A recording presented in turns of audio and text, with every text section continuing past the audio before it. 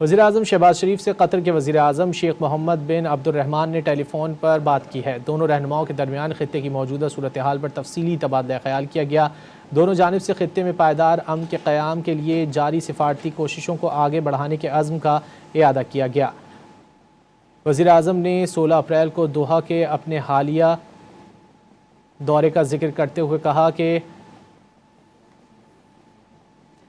वज़ीर-ए-आज़म ने 16 अप्रैल को दोहा के अपने हालिया दौरे का जिक्र करते हुए कहा कि अमीर कतर शेख तमीम बिन हमद और कतरी क़यादत के साथ मुलाकातें ख़ित्ते में अमन के फ़रोग़ के लिए इत्तेफ़ाक़ राय पैदा करने में निहायत मुफीद साबित हुई। वज़ीर-ए-आज़म ने कहा कि पाकिस्तान की आवाम अमीर कतर के जल्द पाकिस्तान के दौरे के मुंतज़िर हैं और उनका ये दौरा पाकिस्तान और कतर के दरमियान बरादराना ताल्लुक़ात को मज़ीद मजबूत और गहरा बनाने में अहम किरदार अदा करेगा।